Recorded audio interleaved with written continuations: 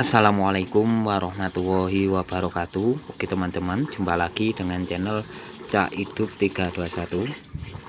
Sebelumnya saya ucapkan terima kasih buat semuanya yang sudah mau menonton video-video dari channel Cak Hidup 321 yang membahas tentang belut, mancing belut, dan memelihara belut ya.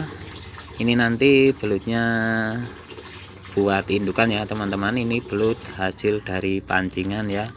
Ini hasil pancingan dari temen kita beli ya. Nih, kalau saya sendiri mancingnya belum sempet ya, belum sempet mancing. Ini ada belut sawah dan belut parit atau sungai ya, sebagian. Karena yang besar-besar ini adalah yang di irigasinya atau di sungainya atau di wangan ya.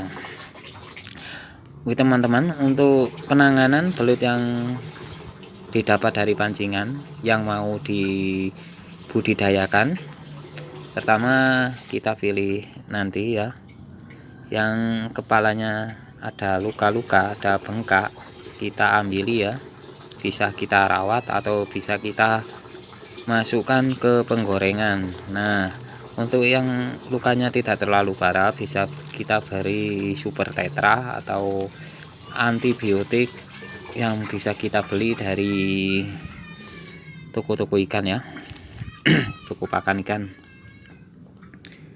Nah, untuk belut sebesar ini biasanya sudah menjadi jantan ya, tapi harapannya nanti ini bisa berubah menjadi berubah kelaminnya menjadi betina, siapa tahu ya. Kalau bentuknya masih runcing begini biasanya masih betina ya. Untuk kita melihatnya sendiri, nah kalau dilihat dari alat kelaminnya ini, kalau tidak pakai alat pembesar atau kaca pembesar, kita tidak terlalu teliti ya, jadi kita meraba-raba saja untuk jenis kelaminnya ya. Yang runcing adalah betina, yang tumpul kepalanya adalah jantan. Begitu secara teori ya teman-teman. Nah, kalau yang runcing seperti ini masih betina teman-teman. Nah, kalau yang tumpul, kenapa tumpul ini?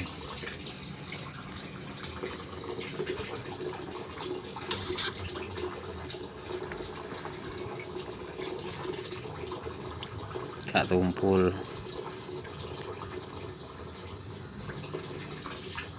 Agak tumpul.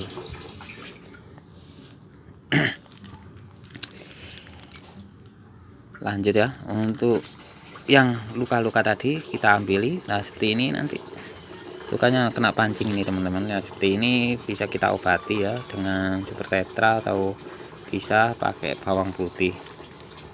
Selanjutnya nanti ini saya tampung dulu di kolam yang menggunakan air saja ya, dan nanti kita latih supaya mau makan pelet dulu. Setelah itu saya buatkan media kolam lumpur yang nantinya di sebelah sini teman-teman. Ini sudah saya bongkari, nanti setelah itu saya turunkan ya, karena banyak bongkaran-bongkaran yang harus diturunkan. Sebelah sana nanti juga ada kolam satu lagi untuk peminjaman ya, tapi entah kapan sempatnya untuk mencari lumpur, karena untuk menaikkan ke lantai atas juga butuh tenaga. Untuk menurunkan bongkaran-bongkaran di sini atau di tempatnya pembuatan kolam masih belum sempat ya. Oke teman-teman, setelah ini belutnya kita tampung di kolam penampungan dan kita latih supaya mau makan pelet ikan, langkah selanjutnya tadi kita buatkan media kolam lumpur ya. Kolam lumpur bisa kita buat lumpurnya bisa kita cari di lumpur sawah ya, yang paling aman, tanpa campuran, tanpa fermentasi. Soalnya kalau kita fermentasi pasti, kalau tidak sabar pasti gagal ya teman-teman, terutama untuk bibit belut. Belut yang masih bibit pasti banyak yang mati, pasti gagal ya. Kalau ukuran belut segini, meskipun medianya belum siap, insya Allah masih hidup ya, karena sudah terbiasa hidup di alam ya. Nah, sudah biasa. Kalau kita beli bibit belut terus medianya kurang matang, hasil fermentasi pasti dapat dipastikan akan mati. Kecuali tanpa fermentasi, lumpur murni dan airnya jernih, masih kita aliri air, kita rendam air lumpurnya itu, dan kita lihat kalau airnya masih bisa jernih, berarti itu sudah aman untuk belut ya, untuk bibit belut. Kalau belut dari pancingan ini sudah aman kalau kita pelihara di lumpur yang fermentasinya masih kurang jadi pun masih bisa bertahan ini kalau belut dapat dari pancingan. Oke teman-teman, langkah selanjutnya ini kita tebar dulu ya, dan untuk video berikutnya ini nanti kita latih supaya mau makan pelet ya belutnya ya. Oke teman-teman, untuk video kali ini cara penanganan bibit atau belut yang didapat dari pemancing atau hasil mancing ya, atau bisa beli dari teman kita yang mancing. Langkah pertama tadi yaitu kita seleksi dulu seperti ini ya.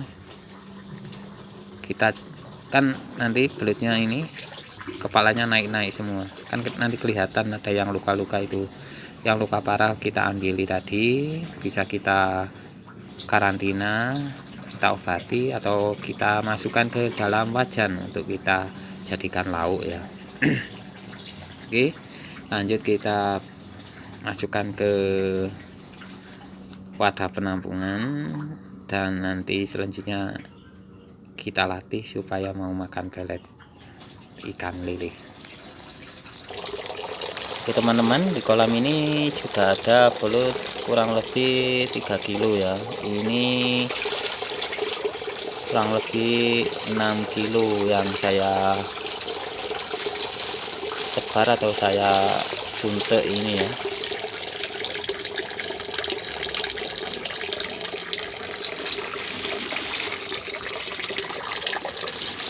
Ini sore hari ya, untuk menebar belut bisa sore hari atau malam hari ya teman-teman, supaya belutnya tidak terlalu stres. Kalau kita menebar di kolam siang-siang pasti belutnya akan stres ya teman-teman. Ini saya kasih tutup jaring ya teman-teman atasnya, karena kolamnya di sini sudah lantai 2 tapi tikusnya itu waduh sebesar-besar marmut ya. Teman-teman kan tahu marmut besar itu tikusnya. Oke, untuk video kali ini cukup sampai di sini dulu. Semoga ada manfaatnya. Semangat untuk yang ingin budidaya belut bagi pemula. Untuk yang sudah ahli mohon koreksinya, dan kita sharing bersama supaya kita sukses dalam pengembang biakan belut di Indonesia ya. Kita jangan sampai kalah dengan negara-negara sebelah, karena di channel-channel YouTube banyak kita tahu ya, menampilkan hasil kolam yang dari negara sebelah ya. Belutnya itu besar-besar teman-teman, katanya 4 bulan sampai 5 bulan itu sudah sebesar ganggang cangkul ya. Kalau panennya memang sebagian ada yang sebesar gangang cangkul ya, waktu itu. Tapi proses untuk memberi makannya itu ada pelet, dan kalau tidak salah itu pakai keong sawah, tapi itu bukan di 62 plus 62, tapi di lain, tapi banyak di upload sama orang-orang kita. Oke, wassalamualaikum warahmatullahi wabarakatuh.